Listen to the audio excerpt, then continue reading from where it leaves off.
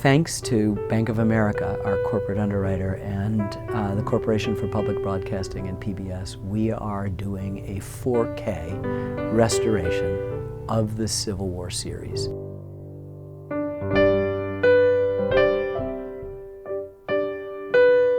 To allow a new generation to see it as beautiful as possible, and to introduce the war and those characters and let them feel it the way we meant people to feel it when we first made it. I mean, it still works that way.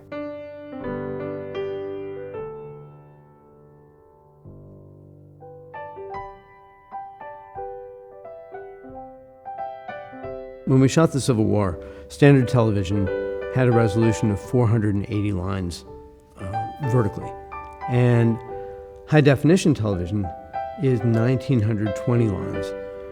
We are now transferring that material shot 30 years ago into ultra-high-definition 4K, which has 3,840 lines of resolution. So the ability to take that material that's 30 years old, that would have initially been transferred at 480 lines, and bring it to viewers at home at 3,840 lines, is an incredible testament to the archival power of that film. Now, with the chance to do 4K restoration of the original, it's going to be amazing to look at on the big screen and on your home televisions.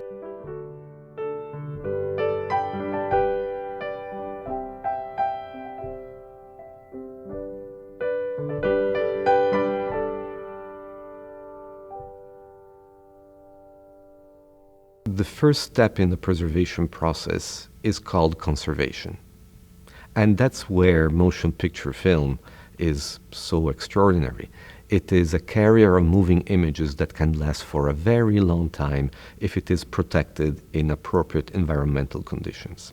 At George Eastman House, we store a safety film in vaults with 40 degrees Fahrenheit temperature and 30% relative humidity. Our vaults have constant air filtering and circulation. The Civil War was shot in the late 80s on Kodak stock.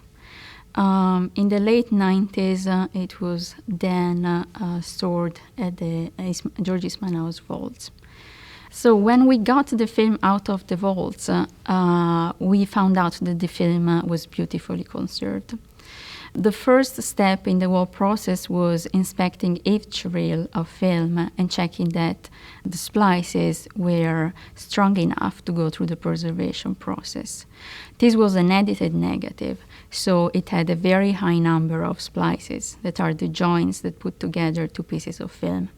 Over the years, splices can become brittle and open up, so we needed to check that splices would not pop open during the process. Again, the film was in great condition and only a couple of reels needed special attention. And we fixed splices using, again, cement or a special tape for film. A and B cutting is a very smart way to hide splices from the final print. Back in the old days, when we cut the negative in 16 millimeter, you had to create what are called A and B rolls. Basically, in A and B rolls, film, original camera negative, is edited together with black leader in a checkerboard fashion. And so that you would checkerboard the edits across the A and B rolls. So shot 1 is on A roll, shot 2 on B roll, shot 3 on A roll. So while splices are present in the negative, once the two rolls are printed one after the other, splices will not be visible in a print. The next step in the process was cleaning film. Original camera negatives are usually handled very little, and so the film was very clean. So the pass in our ultrasonic film cleaner was needed only in order to remove very fine particles of dust. The third step was scanning. We scanned the film on our ARRI scanner at 4K, and we also created an infrared mat in order to help the further steps in the process. they were able to scan all of that negative, over 50,000 feet of 16 millimeter negative. And from there, I cut every single shot back together digitally. And from that, removed all the black and then cut them together into one seamless line. And this was all based on the original guide, the broadcast guide. Cut it together, frame by frame, all the way through, over 11 hours of documentary film. And from that point, we go into what's called grading, which is the color correction of the entire series. The negative, when it first comes up, it almost has a black and white monotone quality to it. It comes up very flat, and by flat I mean just lifted blacks, highlights are kind of suppressed, so it looks very kind of flat. It has no contrast. We would simply start by adding contrast and see where the image is naturally taking us. Within that we can pull out the blacks and pull out the whites and see more information within that, and also have more within all the color. If you look at the Canon shot, all the details that were on the Canon, there was little highlights on top of the Canon. That's been restored. It was in the original negative. It'll be in this new redo, the new restored version. Before, you had pretty much yellow and a little bit of blue. Now you can see little wisps of purple, of pink, all these different colors, and so much more detail within even the grass, the details in the grass and the Canon. The increased detail in the imagery is going to actually draw the audience in more. You can see people's eyes clearer. You can see details of the battlefields more. You can see details of guns and clothing. The locations are clearer. I mean, your eye is just totally captivated by the richness of the detail in these photographs. But I think the most important thing is seeing people's eyes. I mean, you can really see into Grant's face or Lincoln's face, and there's something much more emotionally telling that's coming through in people's expressions because of the detail in the faces. And I think that's the biggest change that people are going to see. 16 is in some ways a difficult medium to deal with in contemporary usage, both for broadcast and for the cinema. And so the fact that the project was done at 16, even though it was exquisitely made at the time, it's subject to all the limitations of 16 millimeter photography. And particularly image stability we found to be something where there were challenges and there was also the opportunity to make the program, to reveal qualities in the program that had never been visible before. Because dynamic resolution is affected by image stability. And so we were able to tease out of Buddy's beautiful photography more detail and more content, actually, because we had a rock solid, stable image, and we were also to do further stabilization. And it's both been tricky and also very revealing. And I've been very pleased with the way that it's turned out. We are basically transforming it. We are stabilizing an image that once, because of the nature of 16 millimeter, tended to bounce. And you don't notice it if you're looking at action in a film, but if you're shooting an archive, oh, by the way, that's 90% of our film, there's a little bit of bounce. And now it's all stabilized and the images are woven together with a kind of preciseness. They're much clearer and sharper. They're between what I shot and what I held in my hand now.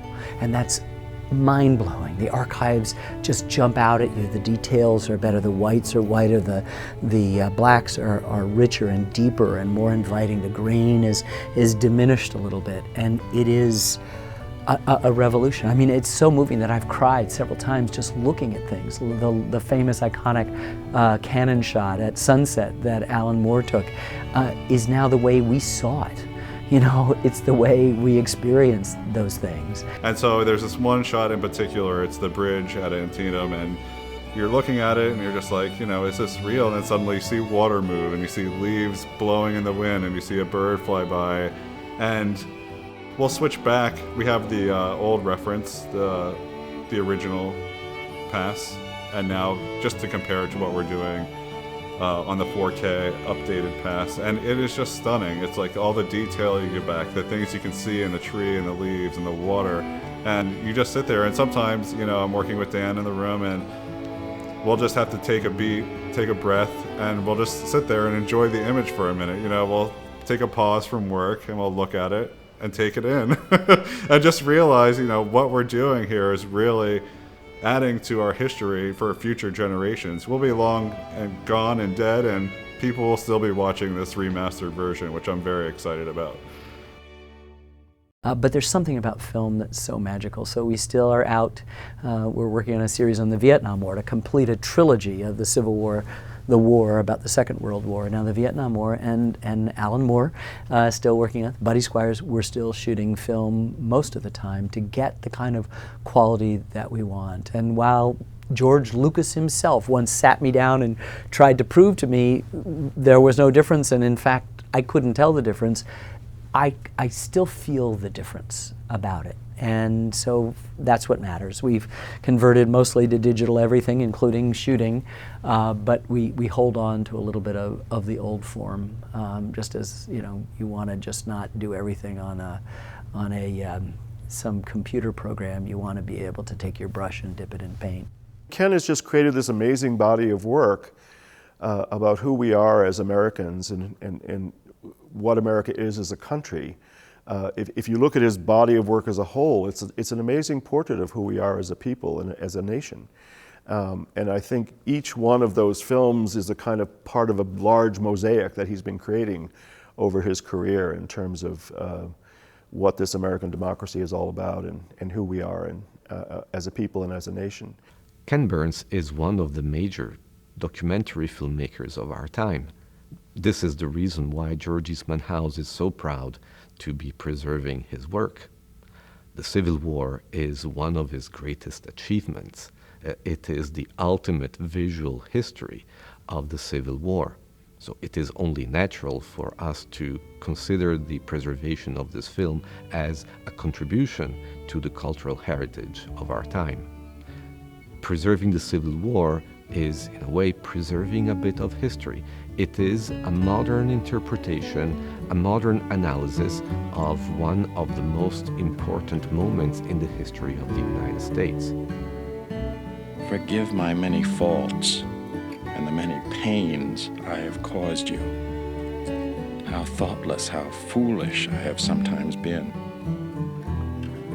But oh, Sarah, if the dead can come back to this earth and flit unseen around those they love, I shall always be with you in the brightest day and the darkest night. Always. Always.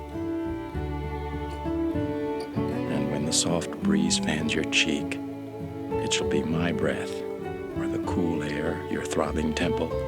It shall be my spirit passing by. Sarah, do not mourn me dead. Think I am gone, and wait for me, for we shall meet again.